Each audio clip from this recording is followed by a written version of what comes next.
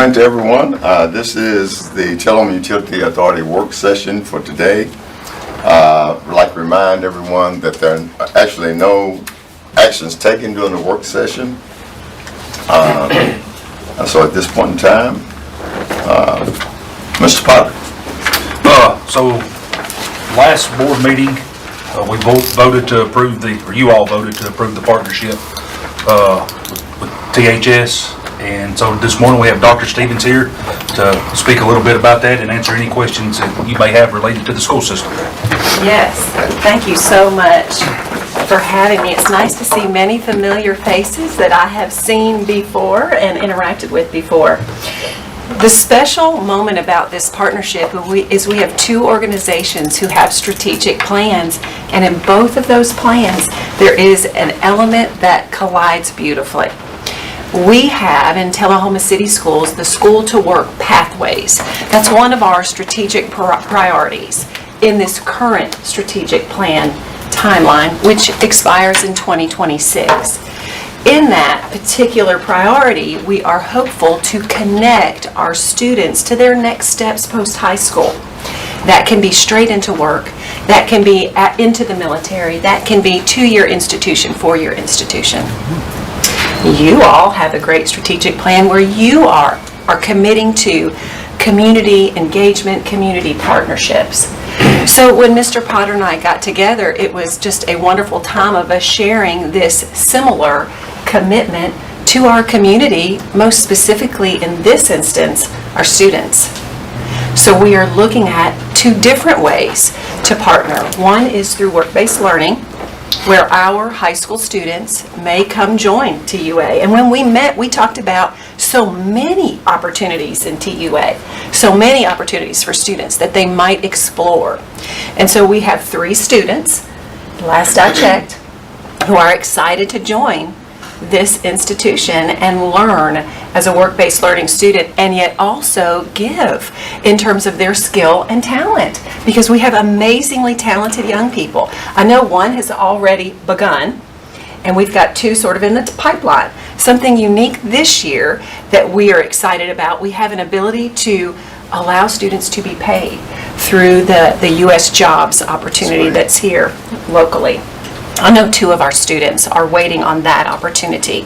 In the past, we have had both paid and unpaid work-based learning partnerships, but obviously it adds tremendous value to students when they can actually be paid to work. So that's exciting. So that's one bucket of our partnership is work-based learning, and that's new this year, and we're really excited. I believe that will grow. And then we have the scholarship opportunity, which I was thrilled about. When I think about scholarship opportunities, I'm reminded of John Holland, who back in '78, as a part of his last will and testament, wanted a scholarship to be awarded to students in our school system, very specifically students in need who were doing well in school but maybe had some other challenges related to their pursuits post-high school. To date, that fund has given over $1.2 million in scholarships to our students. I'm very honored to serve on that committee. It's really hard work.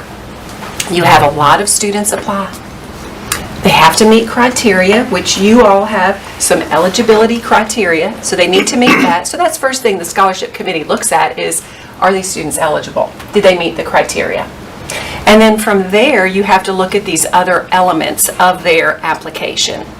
So we're really excited to partner with you all on that.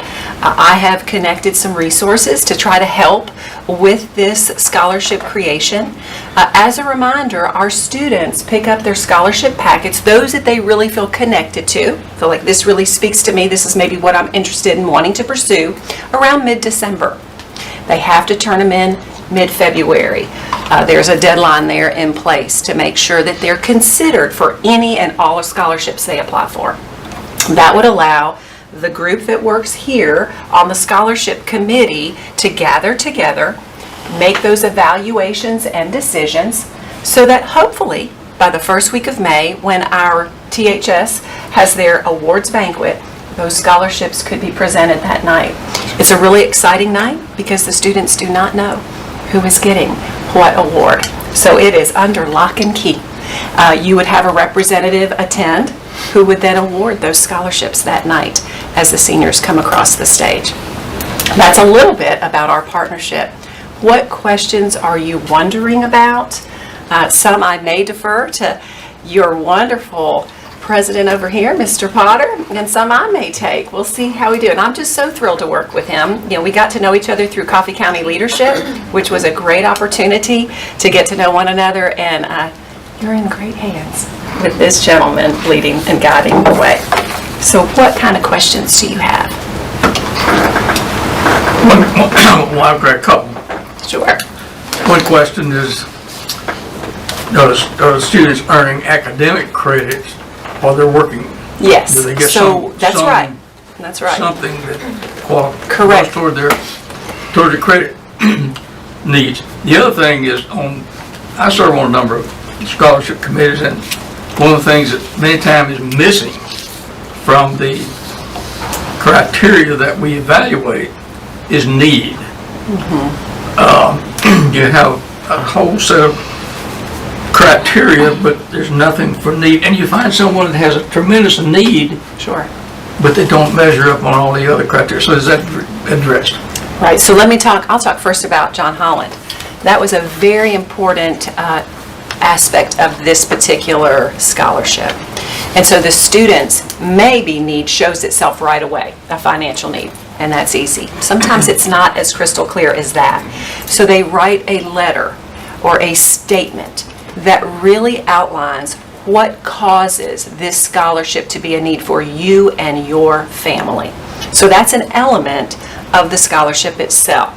So when I look here at your eligibility criteria, you have a GPA element, you have community involvement, leadership qualities, you have the acceptance into a technical school, college, or university, you have preference being given to pursuing studies in utility. What you may want to do is add an item that fleshes out need just a little bit more through a statement of need. What is the need? That could happen. And Mr. Potter, that may be somewhere else that I haven't noticed. Do you believe that's in there? I do not believe it's in there yet. Yeah. So I think that could be Yeah. something that you would add. It is very helpful. As I serve on that committee and we read every piece of paper that a student submits, it's very helpful to get their insight. And may I add to that, the needs, and I agree with the mayor, needs have to be addressed from both sides. It's the need for the entity that's offering the program and the need for the student. So there's two needs. It's not just the need for the individual applying for it. It's how it addresses the need for the organization also.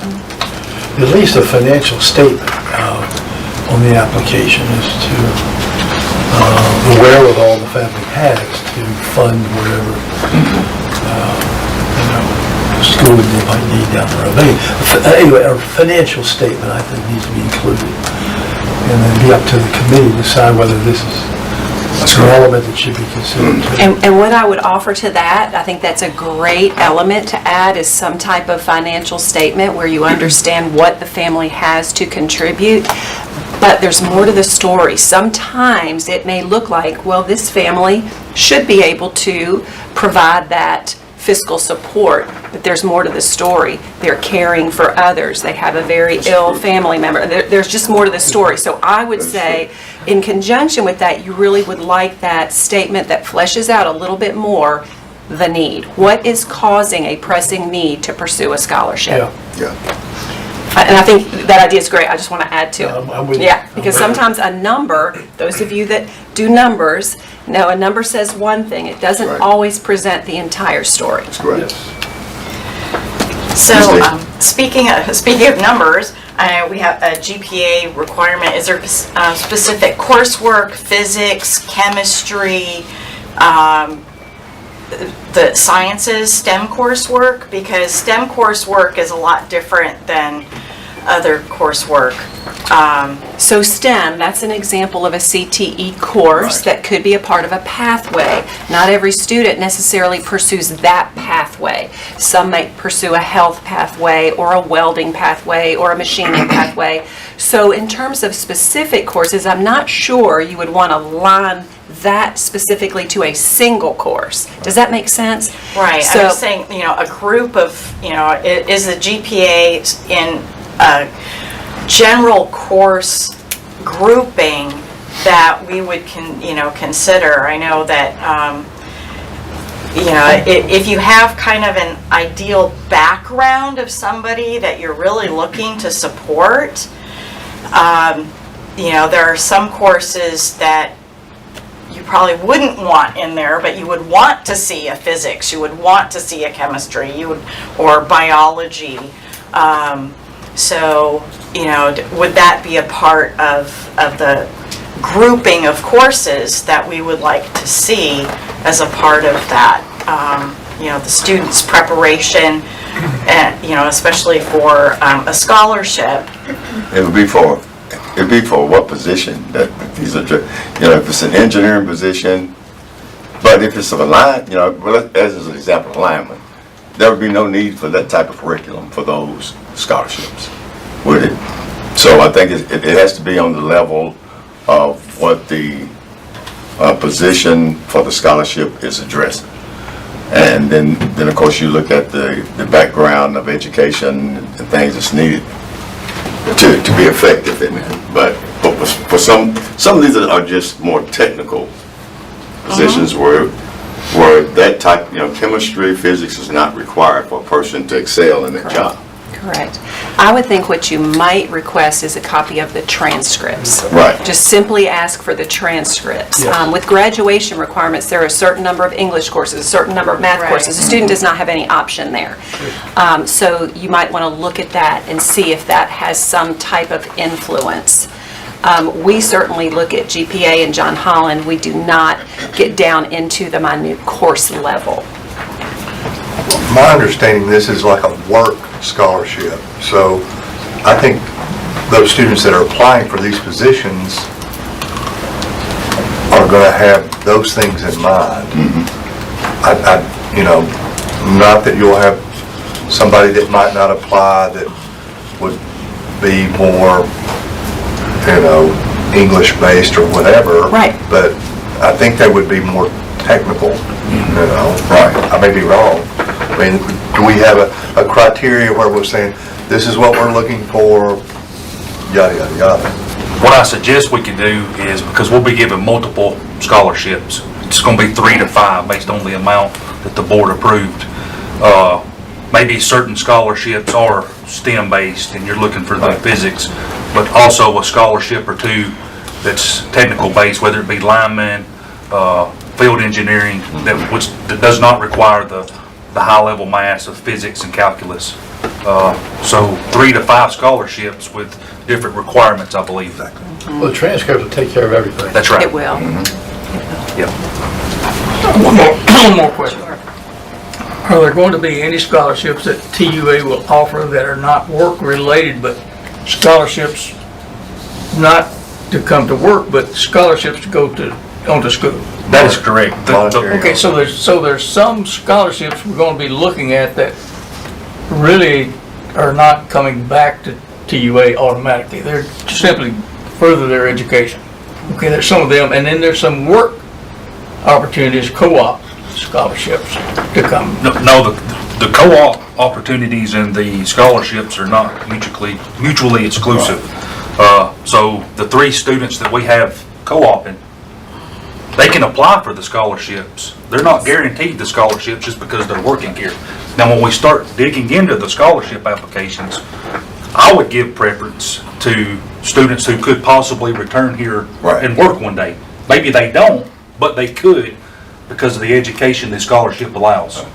I think from our strategic plan, that was one thing that we specifically talked about, is how do we build with the community a method that supports those in the community that are interested in filling positions here, and in turn, have a pipeline for us to continually have an ability to address the needs that the organization has.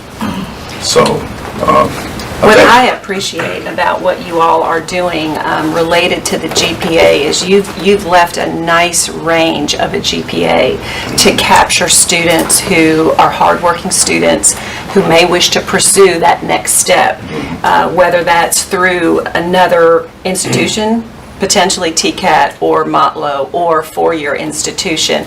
And they may not get that opportunity through other scholarships. Exactly. I also think your commitment to them, that will speak to them. That is a local commitment. You are saying, I see you, I value you, I want to support you, and deep down, I hope you come back.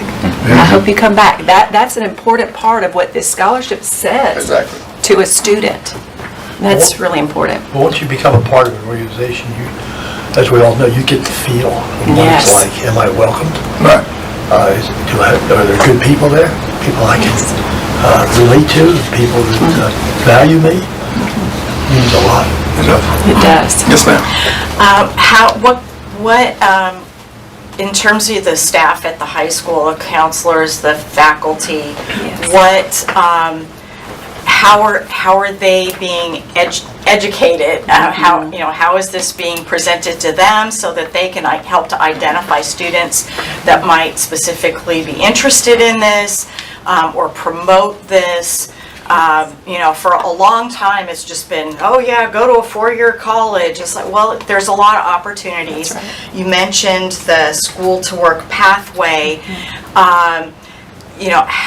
How are the staff at the school Yes. working to implement that? So first of all, you all have made a tremendous connection with Jessie Kinsey, our CTE director. Jessie works very closely with all our CTE staff, all staff across all grades. She also works really closely with our counselors. Our counselors are the ones who really work with the scholarship opportunities with our seniors. And so there's a senior counselor who will have great understanding of this new scholarship, and that's going to be exciting in and of itself, because our students really know the scholarships that have been fairly routine. So they're ready. When they're juniors, they're getting ready. They know what's there. So this will be exciting to have this new scholarship presented to them. So that counselor does heavy lifting in that communication to students, to staff, to families. Jessie is a connection to that work. But the newness is what's going to really get some attention here at this particular scholarship, which will be exciting, and hopefully year over year, that interest is going to grow. I would add that last week or the week before last, myself, Shannon, and Emma attended 3 of the work-based learning courses, and I believe there's 20 to 25 in each one. So we spoke directly to 75 juniors and seniors last week. So Word of mouth travels quickly. Yeah, there's excitement. Mr. Potter is coming to join us at the end of this month at both of our leadership team meetings. Our leadership team meetings, we split them into 2 different meetings. That way we make sure we leave administrators in the building. We don't want to leave a building without an administrator. So it takes 2 days to meet with our group, which is about 35 or so individuals. So he will actually be addressing both items of partnership, which means all principals, all directors across our system will hear about that, and that's another way we get word out, because they turn around and share the information that they glean from leadership team meetings to their staff. So it's really going to be exponential how that word gets out. Okay, other questions? That's a great idea. I thought, not recently, but back when I was just out of college, thinking about, boy, I wish I was in a co-op program, so I would have known whether this degree is going to be something I want to pursue. Because you don't ever know till you get out in the work field whether or not that psychology degree is really going to pave the way for you. So this gives kids a head start on whether or not their interests are real. Yes, absolutely. And I will tell you from our system, about 3 years ago, we had 15 work-based learning students. Last year, we had 149. So we have students getting I think it's out in great. our community and working, whether it's TUA, Nissan, Harton, Unity Medical, the Chamber. We have them all over our system. And our staff is excited because think about it, Tullahoma City Schools has what? Nutrition, education, finance, maintenance, technology, daycare. There's so many options for students to explore. Same with TUA. You have to think, what occupations are within this organization? There are many. Right. So it's intriguing. But we're very excited about this opportunity for our students. 149 have been out there. That's awesome. Well, Yeah. it's amazing. I've always been a proponent, Tullahoma historically has had great school systems. And the gap was always for the people that don't go to college. Yes. That the kids that come out of school and remain here, and that was a gap that we had even back when I was an alderman. We tried to establish pathways for those that want to stay in our community to have jobs Yes. that were beneficial, that will allow them to have a decent standard of living, support their families, and at the same time, it pays back in the community. Because we had so many kids leaving to go to Murfreesboro, to other places to live for jobs. And so this is something that does nothing but help the city, the community, the individuals and their families themselves, and it's long overdue in my mind, and that's one thing that we did address when we established our strategic plan. So, Dr. Stevens, I want to thank you. Thank Ms. you. Dean, did you get all your questions answered before we? I think maybe one more. All right. So we've been talking a lot about the juniors and seniors. So is there, and I know you said you had your leadership meetings, Sure. which will include everyone. Right. But you've got to prepare the younger kids that, hey, this is a possibility. Yes. These are careers. Making sure that reading and math is that they're prepared for this. Right. And so, I know it's not exactly where we're at with this specific scholarship, but hopefully that this whole thing will maybe filter down through the school system. So what I can tell you about School to Work pathways related to CTE programming specifically, we have added CTE courses at our middle schools. So we have both STEM and computer science, and that's in the last couple of years. We did some innovation grant pursuits, and we're able to put some people in place, and now we will be taking on that responsibility of those educators, but it starts there because middle school's really at that ready point. I'm leaping into high school, Yep. and we have wonderful transition meetings from 8th grade to high school. We have CTE on display, so we can plant the seed of what are you thinking about when you grow up. Now this year, our goal is to go down into pre-K 5, so that's a part of our School to Work pathway. It's not just high school to college, it's really bringing it down to plant seeds. You got to dream Yeah. big early, and you got to be It's- thinking about your dreams early. Yeah. So, And it's the middle school where you've got to Yeah. catch them or else it's Yeah. done. yeah, absolutely, absolutely. But to be quite honest, it's strategic partnerships like this that makes the difference for our students. So I want to thank you all. I appreciate being here. Appreciate you so much for the inventive idea and the way to connect. This is a win for our children and for our community. So thank you very much. Thank you very much. Y'all have a Thank you. great day. Right, you do the same. Okay. So, does anyone else need a break? If not, we're driving on. Let's do it. Okay, so we'll go straight into our meeting. Okay, this is the August 19th meeting of the Tullahoma Utilities Authority. I am Chairman J.T. Northcutt. I want to call this meeting to order. First item on the agenda is to approve today's agenda. Do I have a motion? So moved. Motion is seconded. Any discussion or corrections? All in favor say aye. Aye. Any opposed? Seeing none, the motion is approved. Next item on the agenda is to approve the previous meeting minutes from the July 23rd meeting. So, Second. Motion is second. Any discussion or corrections to those minutes? Okay, seeing none, all in favor say aye. aye. Any opposed? Okay, motion is approved. Do we have any customers present with any comments on things that are, any agenda items for today's meeting? Okay. Next item on the agenda is recognitions. We have a new employee, Ms. Emma Cook. Will you step forward, please? Ms. Cook is the Director of Marketing and Strategic Initiatives. Mr. Potter. Yes, so we hired Emma, you can go over by the podium. Yes, you always have to go to the preacher's table. Okay. That's right. You gotta speak, too. That's right. About 1 month ago, she came from North Dakota. She worked for the Chamber of Commerce, I believe, there.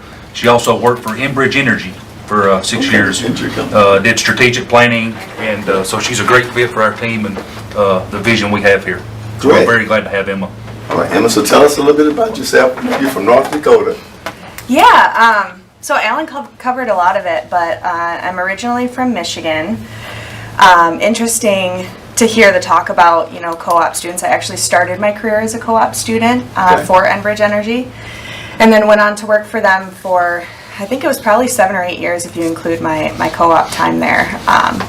But was able to stay in my community and really work on marketing and community engagement for them. So that's the bulk of what my career has been. Okay. Moved out to North Dakota for a couple years. I worked for the state government there in community development and community planning. And then I realized how much I hated 9 months of winter and wanted to get more south. I have some family sort of in the area, so wanted to be closer to them. And I'm just really excited to make Tullahoma home and be a part of TUA. All right, all right. So, you have family? I do. My grandparents have always lived in Lewisburg, so I grew up visiting them there. And then my parents were in Northeast Mississippi. They're in the process of moving over towards Knoxville. So, Okay. go Vols. I want to welcome you and tell you that this is the best decision you could have made. I in your agree. life. Thank you. And welcome. So, we're Thank you so much. pleased to have you. Yeah. Get a picture? Yes, sure. Come check in. Got it. Awesome. Thank you so much. Thank you.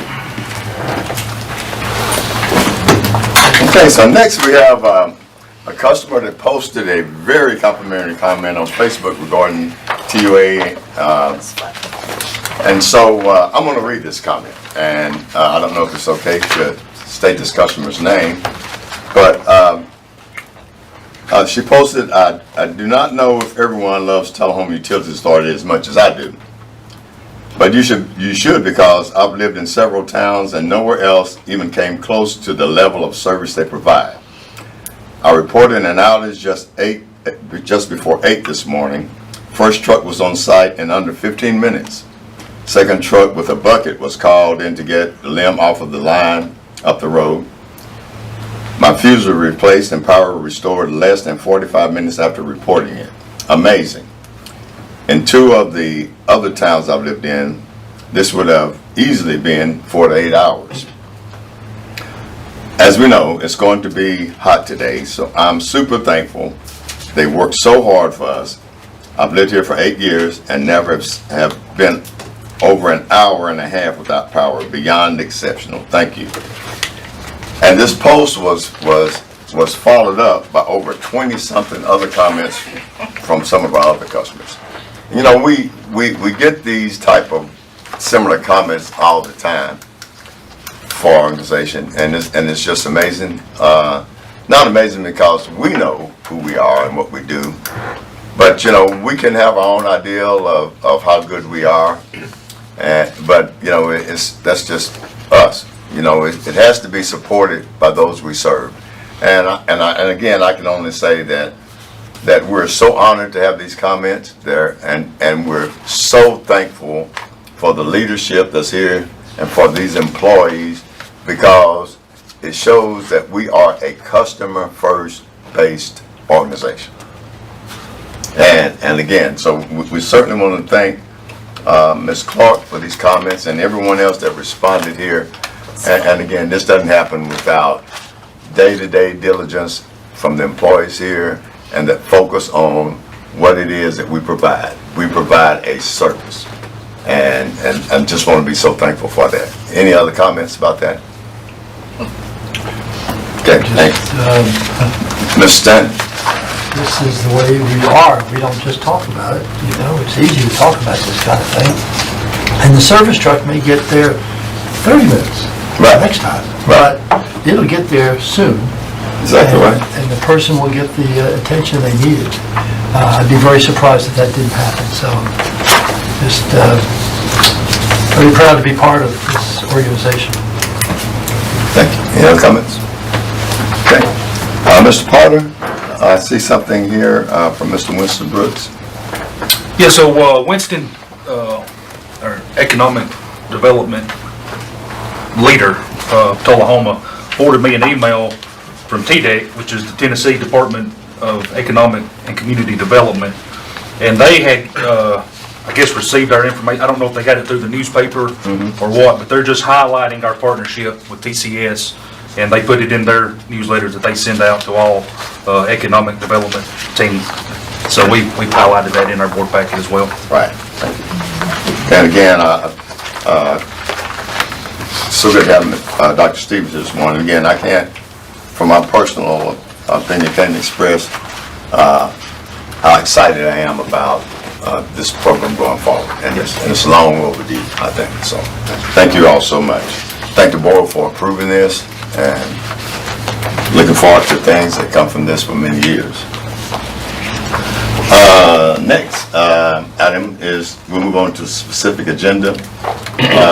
First, we will consider approval of FY25 water wastewater budget and resolution for Tennessee Comptroller. Mr. Potter. Yeah, so probably 2 fiscal years ago, the Comptroller's office changed how they wanted us to submit our budget. And we've been doing that, but sometimes they'll send it back and want certain things changed.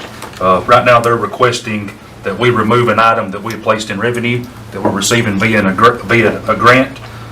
Accounting has changed that. We resubmitted, so we just need the board to approve the new budget. Okay. Approved. Second. Okay, is there any motion and second? Is there any discussion or any further comments on this? This is really just counting housekeeping. Yeah. All in favor say aye. Aye. Any opposed? Okay, motion is approved. Okay, next, I guess we have committee reports. We got one more agenda item. We should do. Next, can we consider approving the purchase of compact excavator for the wastewater department?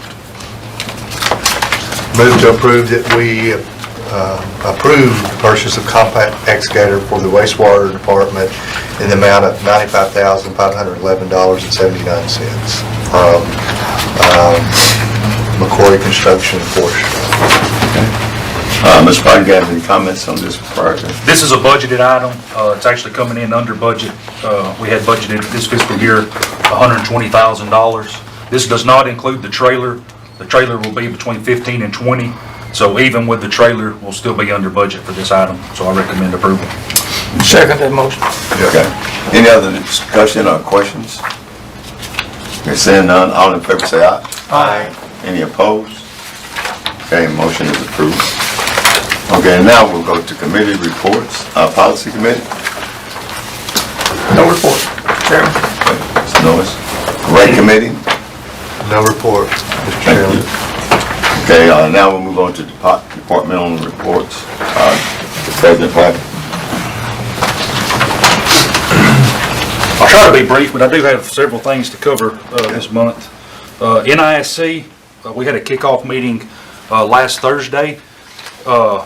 They will be starting on our financials in December, so they'll be on site for 3 to 5 days in December starting that project with a go live expected in February, March, I believe, maybe later in the summer. And then we'll be on pause while we finish our AMI project because we can't start converting billing or the CIS system until AMI is complete. AMI is underway. We have 3 collectors installed on 3 water tanks. That'll take the place of 50 collectors that we currently have. So what that means, I'll prepare for the board that at some point next year, our collectors are light tube customers. The electric department pays light tube for that. So we'll lose net 50 customers. Now we got growth that we hope covers that where we stay positive, but just preparing the board for that. The board approved 2 bucket trucks since January. They're both here now. in use, and the crews are very excited about having new equipment to work with.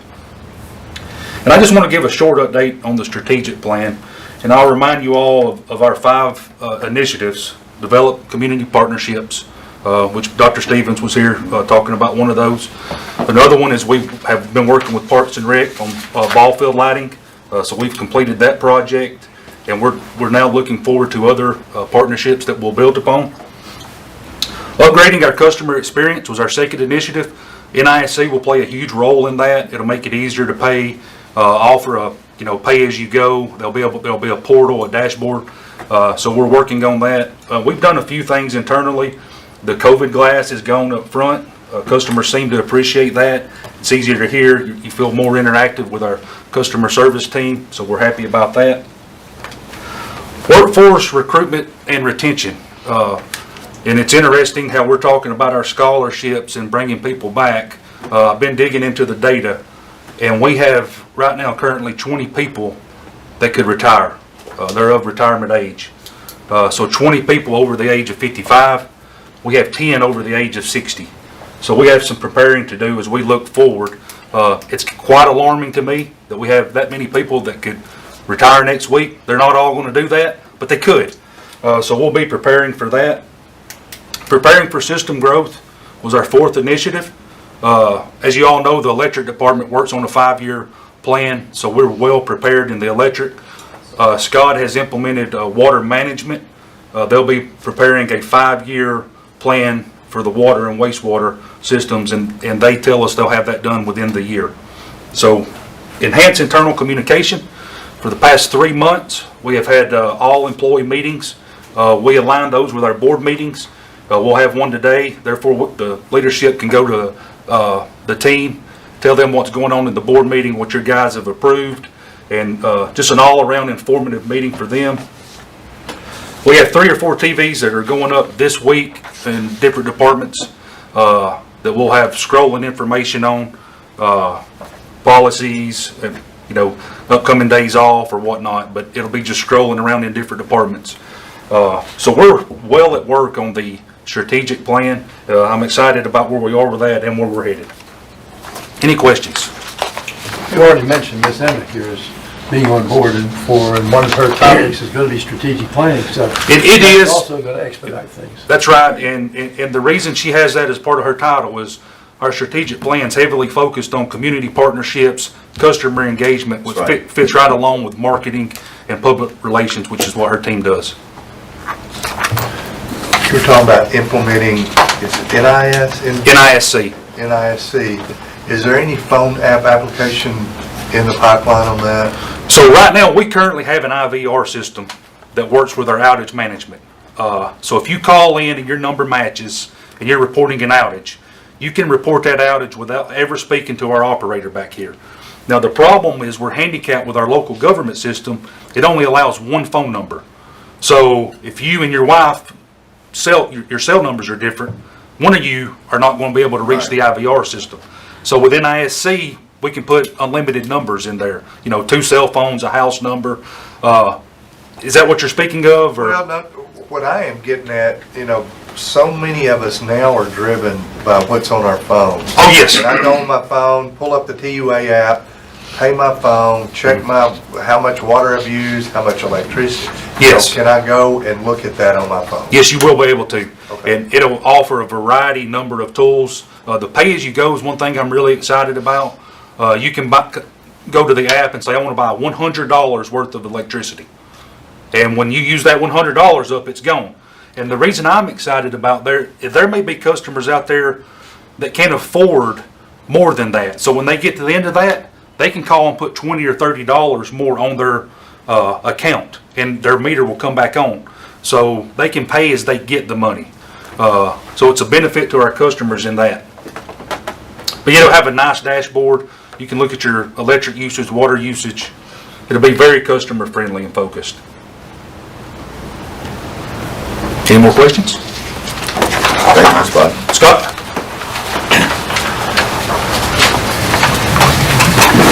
Good morning. Good morning. Dr. Stevens said something that kind of stirred my memory, and Mike might remember this.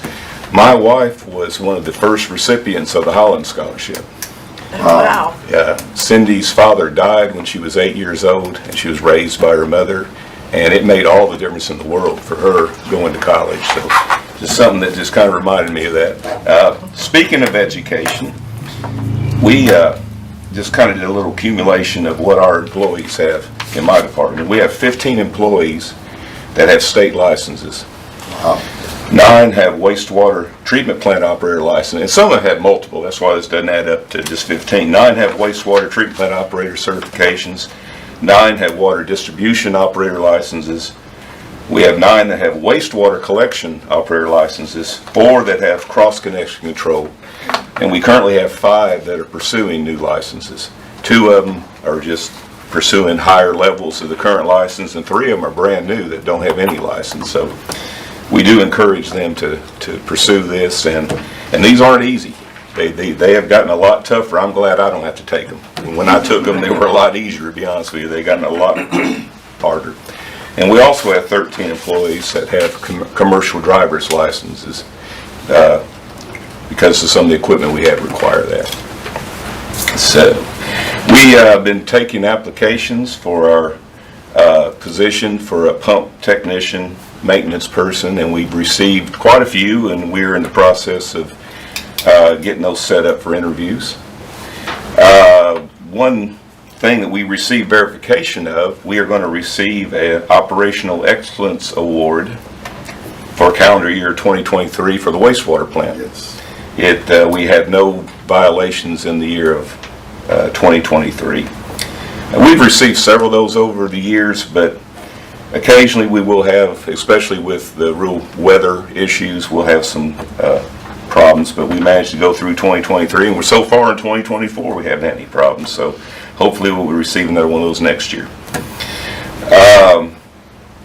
We have been working on some projects around. One of the main ones that we have to complete by mid-October is this service line inventory on the water side.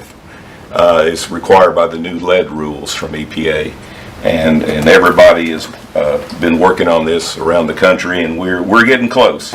Fortunately, it's a big effort. We have to go and literally verify the material of the service line on both our side and the customer side. So, you know, in the past, the customer side was, well, that's just theirs. We don't worry about that. But now we have to go out and actually verify the materials. Wow. Let's see. We got several new subdivisions. The Allen Howard subdivision, Sagewood on Country Club. We understand they're getting ready to get fired up on that. Let's see. Our crews have worked on a small sewer extension on Wiseman Road to pick up a few customers. Prince, who is doing the relocation efforts on the state highway, is hopefully getting close to finishing the water side of that, and then he can get on our project. You know, we got that SRF loan project, Boca Force Main Pump Station, that we really need him to get on, but he's been kind of tied up on that state project, so hopefully he'll be getting on that soon. Let's see. We've got some new equipment. We got a side-by-side at the wastewater plant that we're using. They've been using just a golf cart. This is kind of an upgrade from that. They can also used by the crews in the system if needed. And we also, our sludge truck that we purchased a few years ago is in operation. So, that's all I have. Scott, you mentioned Sagewood on Country Club Yes. as a subdivision. Where is that? It should be Short Springs. Oh, it's on Short Springs. I'm sorry. Yeah, it's just down from Country Club. Yeah. Yeah. It's between Blantonwood and Brookfield. Right. That's not on Country Club. Yeah, you are see. correct. That is Short Springs. Okay. All right. Thanks, Scott. Brian? So one thing I failed to mention in my report is Brian Langham's been promoted to Director of Fiber and Electric. All right. So he'll be giving the electric and fiber reports moving forward. Congratulations, Brian. Thank you. Good morning. Pleasure to be here. Just some quick departmental updates. We'll start with the electric system. The Wilson Avenue project, the reconductor project is complete, all 3 phases, which allows the 3-phase, going down toward the Stillwater subdivision. In Stillwater, the crews are working to install the infrastructure to get the lift station, and phase 1 of that's complete, so the lift station project can move forward. Legacy Preserve, electric and fiber, has been installed inside the subdivision for the single-family dwellings. Okay. There's single-family dwellings, and then there's actually townhomes, different phase. Wilson Avenue, I don't know if they're the Delta Group or the Delta Construction, that's the state's construction company. So they've already started setting the pole lines. So hopefully maybe this week they'll start running the new conductors and getting that relocation underway. As Mr. Potter was saying, the AMI update, we do have the antennas have been mounted, the base stations are in place, and as far as myself and Christopher Reddicock, we're working with Bradley on the communication, getting them communicating with the outside source, with as far as where the information is going to be sent. Just kind of briefly in engineering, Joseph Pinkleton's been going through our SCADA system. He's streamlining some of the information that's displayed and how that information is viewed and used. I do want to say something on staff recognitions. So we had Dustin Cheney and Dennis Womack recently completed their Lab 4 of the TV PPA's apprentice program. Right. Andy Warren completed stage 3 of the TV PPA's power line design and staking certification. And then kind of a big shout out to, we had 4 people that went to Chattanooga and assisted EPB back July 31st and August 1st. That's Chris Posey, Brady Goodwin, Nicholas White, and Reese Brandon. Fiber department, we've got a couple of projects that have kicked off with the fiber department, and one is our core router upgrade. That's what it is. It's an upgrade. So we had a kickoff phone call with E+, who's a networking group, who will be assisting us with updating configurations, giving a scope of work and a method of procedure on once we start physically moving, cables and connections. That equipment is here. The router here at the office is racked and powered, and it's ready for them to start their part. We also, through negotiations with a group called Capcom. Capcom is a facilitator for internet backhaul. We have entered an agreement with Capcom, and we will be getting a new 40 gig circuit up at the north substation. It will eventually replace the 2 10 gigs, so we will be doubling capacity at the north substation. And what that'll do is that'll match what we have here at the office. Christopher Reddicock is also working on with the policy committee on preliminary TUA cybersecurity policies and procedures. I think that's it. Very good. Thanks, Brian. Brian, question. I saw this morning, coming to the meeting out on Wilson Avenue, there was a crew out there, and it's on the right side going toward Lynchburg. It's probably this bucket truck, it's probably 4 or 5 people. Was that in support of the subdivision out there? Are you talking on past like Old Shelbyville Road? Past Cumberland Avenue. So actually what is left to do out there, there's still a run of fiber that has to be, Okay. there is a what we call an LCP cabinet right across from, right around Cumberland. Okay, And they- right past Cumberland. excuse me, and they still have to run a new lateral feed out to the new subdivision. There will be a new cabinet that feeds that subdivision. Okay, that's probably what it was. Okay. Thank you much. Yes, sir. We utilize the electric crews to do that. to move the fiber Right, as well. okay. As a reminder, the electric department owns the outside plant of fiber. And one other thing I'll mention that Brian spoke on is our 40 gig pipe that we're getting at the north. We'll also be saving $1,000 a month. So it's $1,000 a month cheaper, more bandwidth for our customers. Right. Jason? Good morning, everybody. It's a nice change, and instead of doing it in the evening, instead of the morning. Feel a little more refreshed. Well, yes, it is. Jason, you should have been here earlier and you wouldn't have said that. Yeah. So in the administrative department, we are right in the middle of the annual report for TVA. We just got that submitted. We are working on closing out the month of June completely so we can send our trial balances to the auditors who will be out in the next couple of weeks. So we're working hand in hand with them. We are looking at our AMI conversion for electric and trying to figure out how we're going to pull those readings as we pull out the meters and start switching them out. We're trying to figure out a way that we can do that without having a lot of manual entry. So we are back and forth with our software provider currently, which is local government, but also with Mueller. We've reached out to them to ask them how can we do this, so they have any suggestions. So we're pretty deep into that one. Right now we're working with HVAC contractor for our wastewater treatment plant. We've had a unit go down there, and we're looking at adding a unit, but also replacing that one. And we're working through getting ready for the auditors. It's a big couple weeks for us. So, but other than that, I think everything's running pretty smooth, and we're excited about the NISC conversion, which I think they'll start asking for data in November, December, and then we'll get rolling on it. Any questions? That's Jason.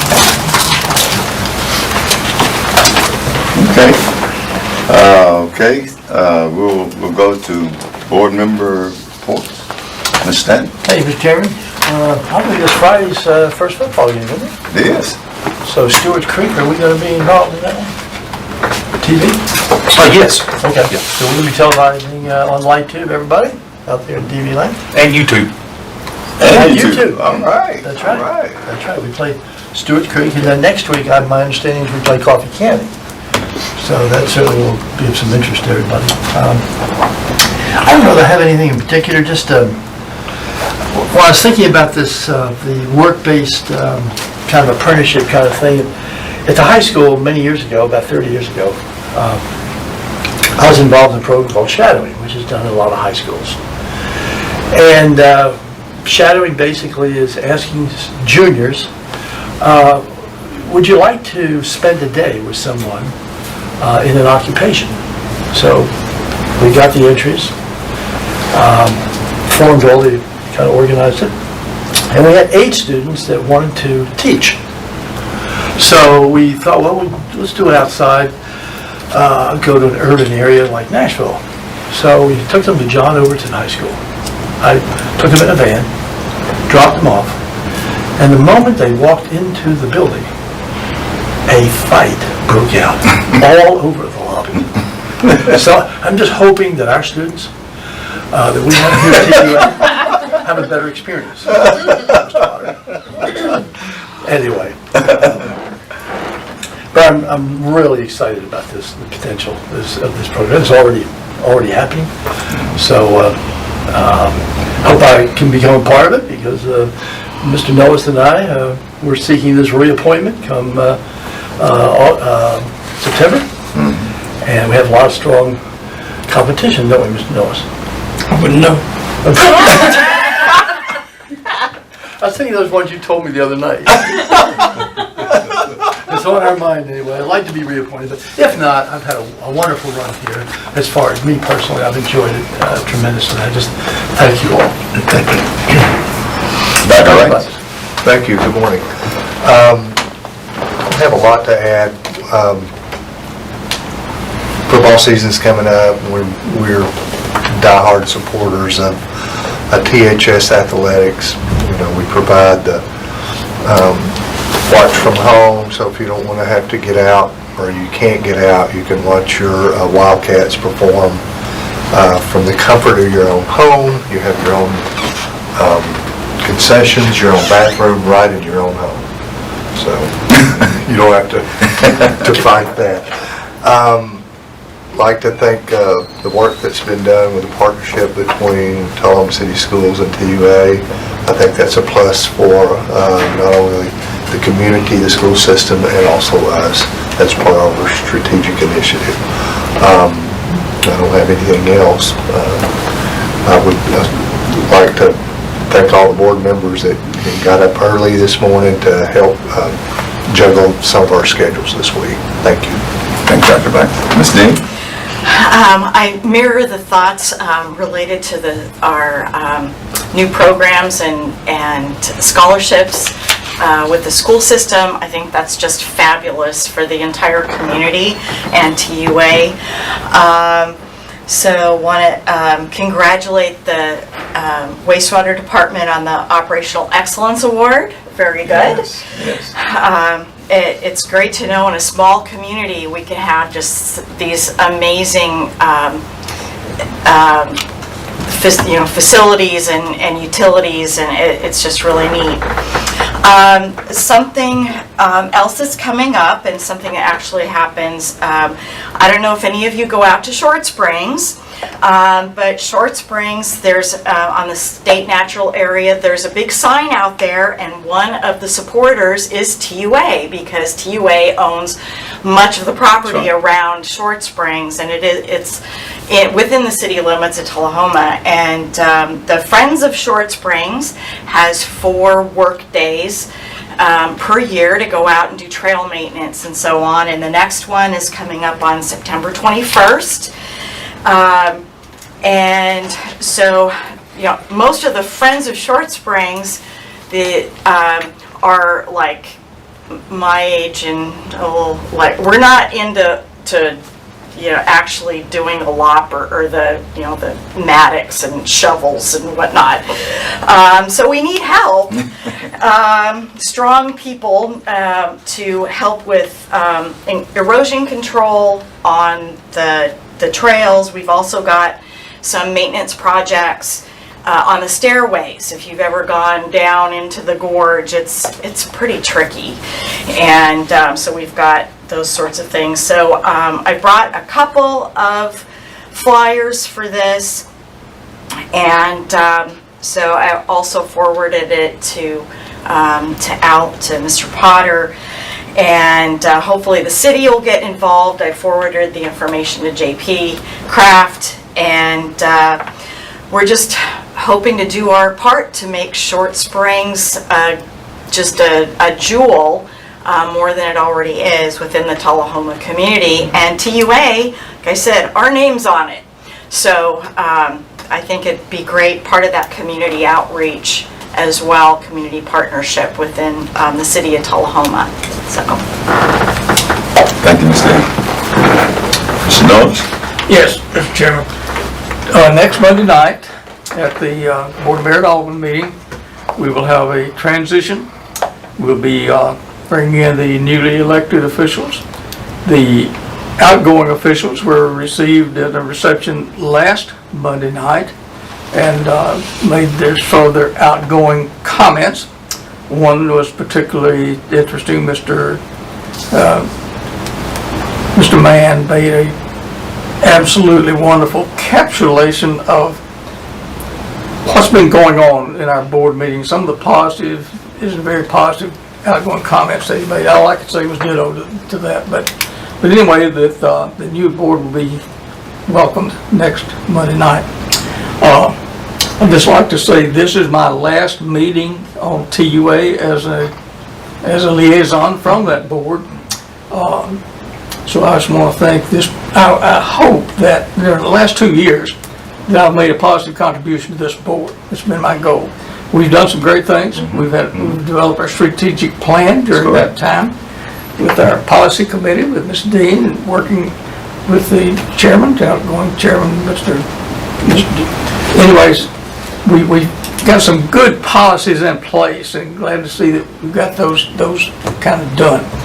I will say that during the 2 years, one of the policies that we implemented is something that you have, Mr. Chairman, that you were very insistent on. That's attendance policy. And I'd like to say that during the 2 years that I've been on this board, I haven't missed a meeting. That's correct. So, and it's not because it was a chore to do, it was something I looked forward to doing. So with that, just like to say thank you for the opportunity to have served with this board. Thanks, sir. Can I have a couple of things? First of all, I want to start out with thanking Mr. Norris and Mr. Stanton. The time that I've been here, I want to thank you all honestly for all that you've given to this board, and more importantly, to this organization, TUA. During the time that you've been here, both of you have not only assured that the things that were really, that had already been done, that made this organization a high-performing organization, you all have kept those things in place. It takes, this board has to fund things that are needed.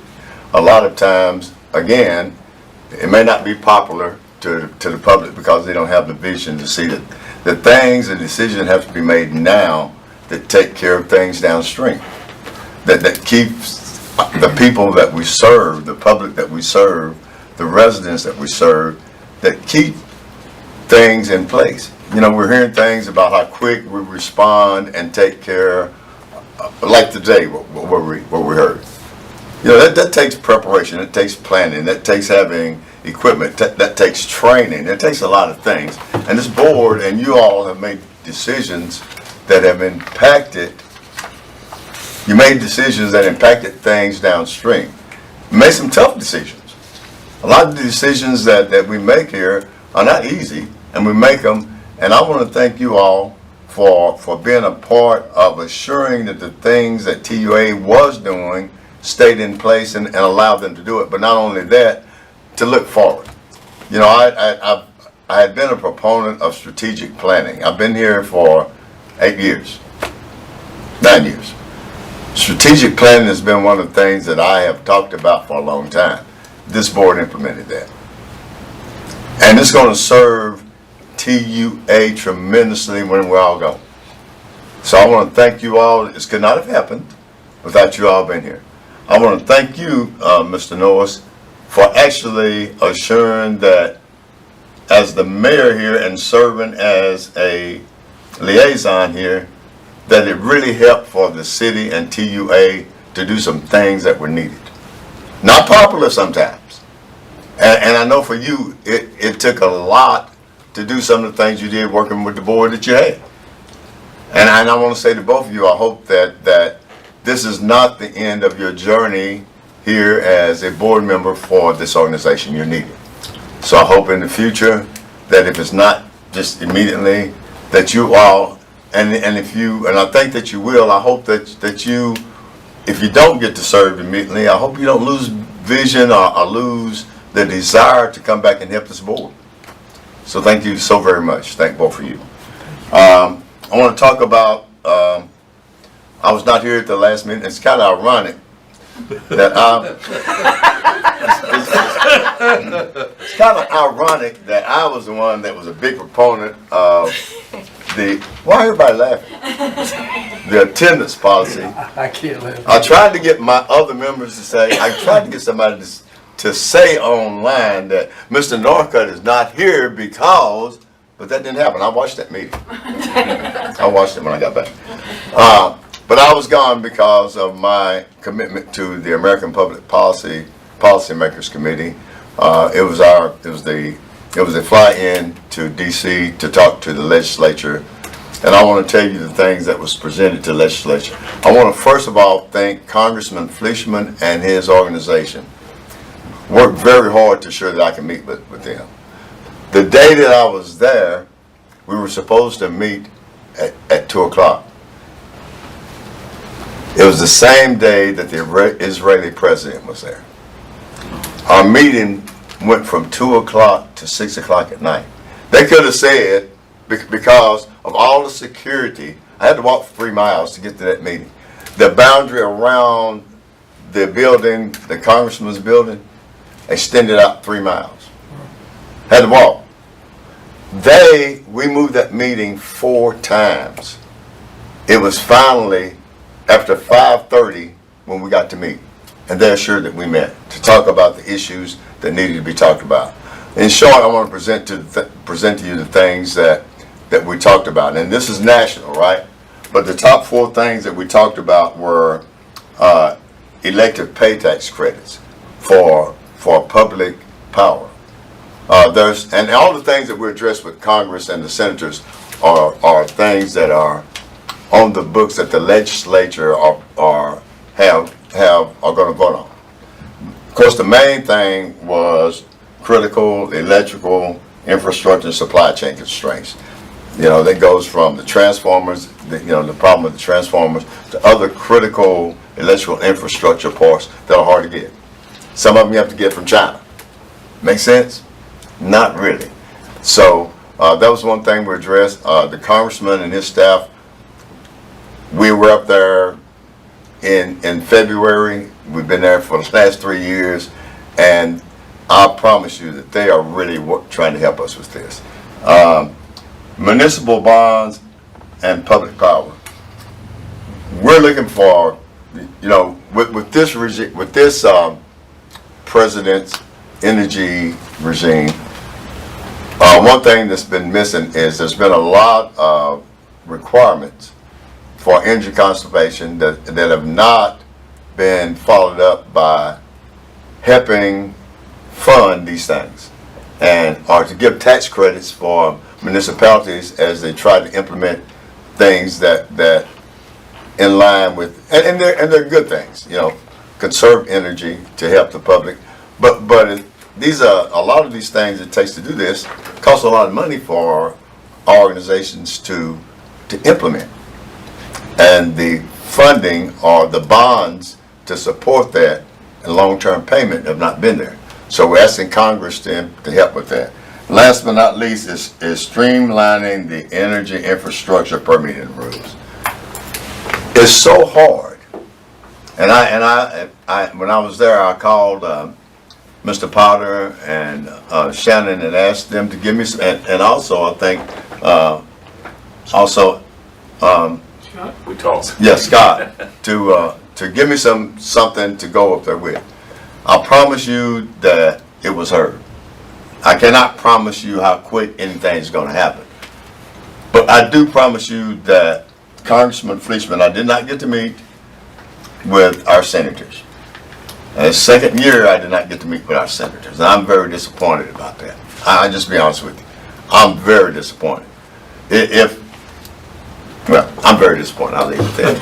I think there are some things and I think that Mr. Cope, who also served prior to me, would tell you that it's very important for those that represent us to take the time to hear us. Take the time. And it's amazing to me how it's an organization, this is a national organization that we're part of, that has people from all other states. And it's amazing to me for the last 2 years that everybody gets to see their senators, but me. And it's not something that we ask for, 2 weeks ahead of time. It's something that we start asking for 6 months. Months ahead of time. And I'm very frustrated about it. At the same time, I do realize that these people are very, very busy. I'm aware that Senator Blackburn is in the middle of trying to get reelected. And there's a lot of things that go on, but I assure you that at least Congressman Fleischman and his staff are really trying to help with these things. I also would like to say that I heard, it's a blessing and a curse to have an organization this size having 10 people over that's ready for retirement. 20. It sounds like, boy, that's bad, but it's not.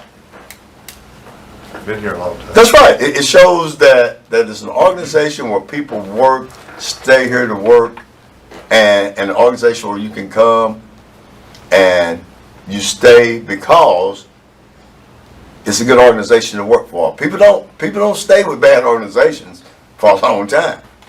Now at the same time, the catch-22 is when that time comes, unless you have a process in place And that's another part of the strategic planning, if you think about it, right? Is how do we assure that when that time comes, that we have a process that has been in place that allows for the next person to be ready to step up.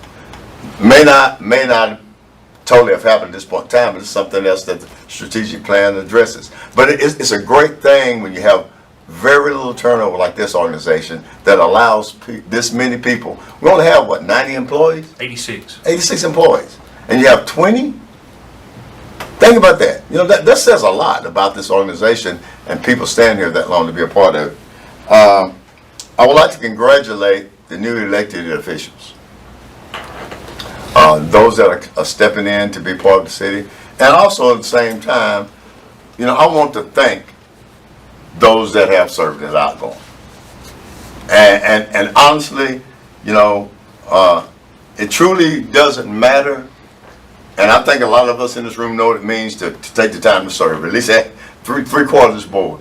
You know, that's what our democracy is built on.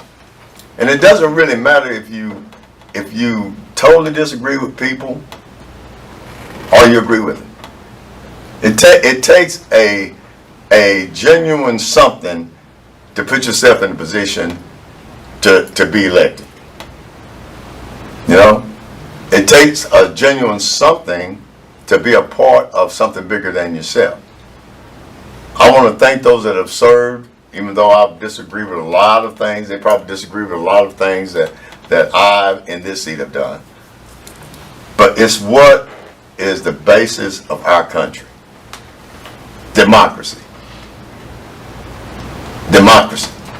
The process of the people choosing to put you in that seat or not. Or not to put you back in it. So I want to thank those that have served, because what happens if nobody steps up to even run? You ever think about that? What happens? What happens if nobody ran? So I want to thank the ones that's outgoing and welcome those that are coming in. I hope that together, you know, that this organization, the newly elected officials, can work together to make Tullahoma better than what it is. And I think that's what the goal is for anyone that serves in the public, is to try to even improve, even if it's outstanding now. There's always ways to improve. So I hope that the newly elected officials will do that. And again, last but not least, I want to thank you all again for